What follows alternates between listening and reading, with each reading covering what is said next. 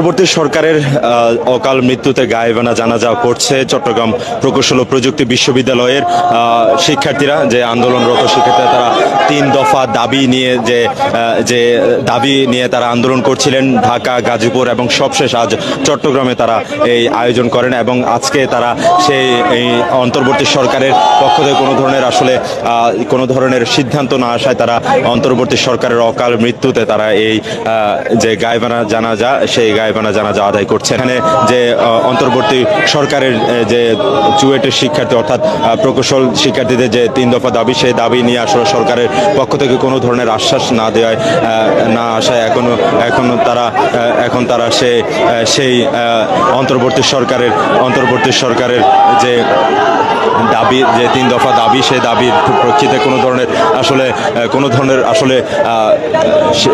আশ্বাস না আসায় সে কারণে তারা মূলত এই গায়েবানা জানাজার আয়োজন করেছে। এবং সেই গায়েবানা জানাজা কিছুক্ষণ আগে তারা শুরু করছে এবং শেষে তারা মোনাজাত করছেন এবং তাদের 3 দফা যে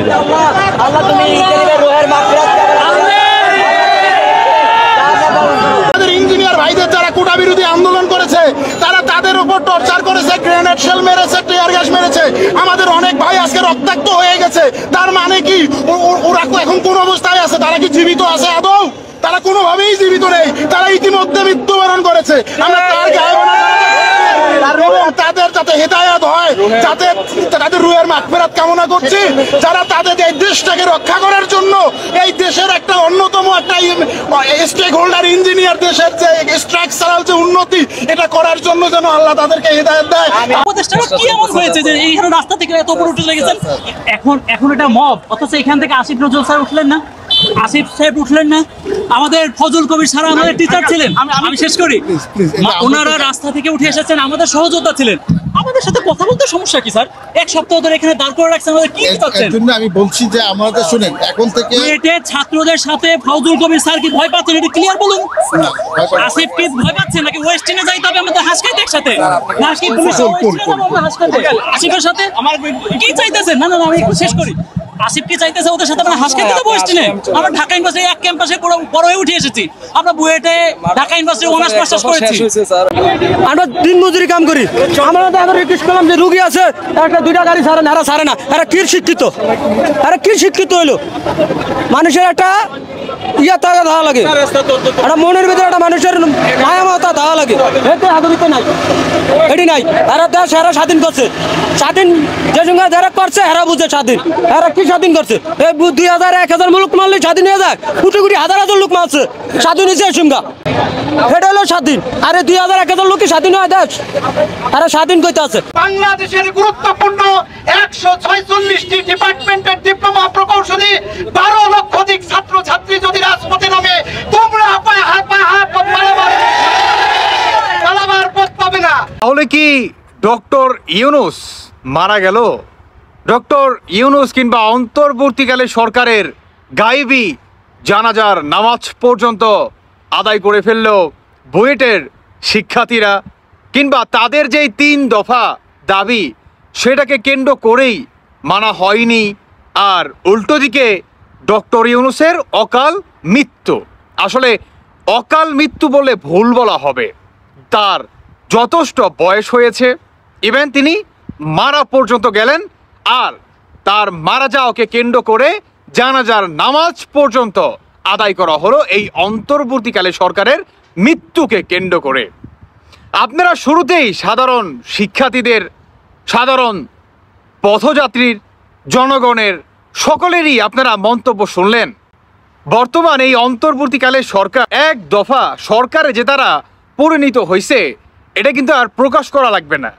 বর্তমান আমাদের বাংলাদেশের দেখেন ভাই, সাধারণ মানুষের জীবন জীবিকার যেই আপনার আঞ্জাম দিবে, সেটারও নিশ্চয়তা বর্তমান এই অন্তর্বর্তীকালে সরকার দিতে পারতেছে না।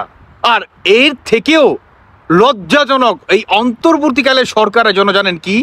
সেটি হচ্ছে 1 বছর আগে যেই শিক্ষার্থীদের লাশের উপর দিয়ে তারা সরকার গঠন করে, যদিও তারা নিজেরাই নিজেদেরকে হত্যা করছে, নাম দিছে আরেকজনের। যাই হোক, ধরে নিলাম কিছুক্ষণের জন্য, ধরে নিলাম যে আওয়ামী লীগই ঘটাইছে।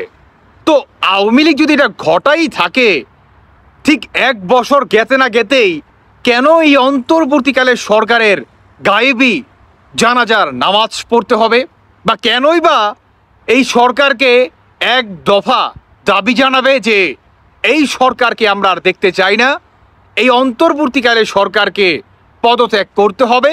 কিন্তু পদত্যাগের আগেই এই ডক্টর ইউনূসের অকাল মৃত্যু হয়ে গেল। আর তার মৃত্যুকে কেন্দ্র করেই আপনারা শুরুতেই ভিডিওটা প্রমাণ পেয়ে গেলেন।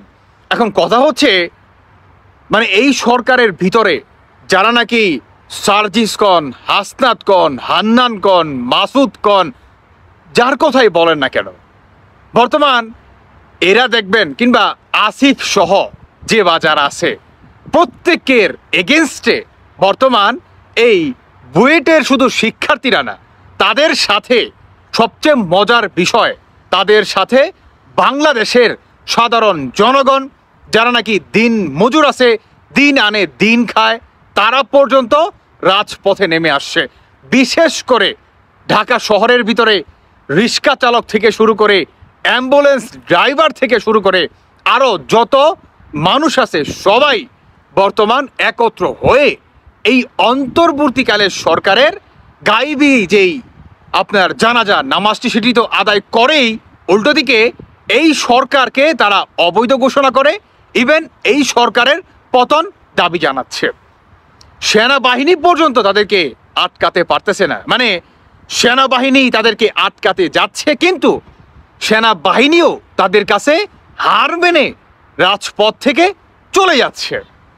এবার বোঝেন, যেখানে 5 আগস্টে আওয়ামী লীগের জন্য প্রবাসীরা পর্যন্ত মাঠে নামছে, যদিও সেটা অনলাইন মাঠে ছিল বা ছিল, কিন্তু বর্তমান এই অন্তর্বর্তীকালে সরকারের মানে শুধু মানে ধরেন 3 ভাগের 1 ভাগ তাও ওই জনগণও নামে নাই, এতেই সরকারের ডায়রিয়া হয়ে গেছে।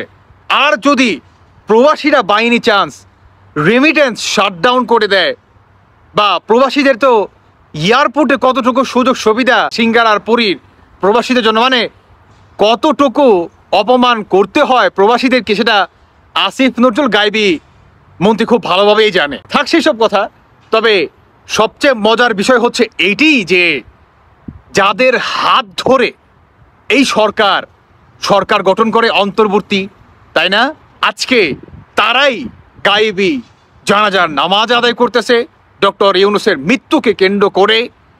কিংবা আসিফ ভুঁইয়া যত কটা উপদেষ্টা আছে, কিংবা মাস্টার মাইন্ড আছে, সমন্বয়ক আছে, সবাইকে রাজপথে আসার হংকার দিচ্ছে। কিন্তু মজার বিষয়, তারা রাজপথে কেউ তাদেরকে বা তাদের সামনাসামনি ফেস হওয়ার সেই সক্ষমতা কারোর ভিতরেই নেই।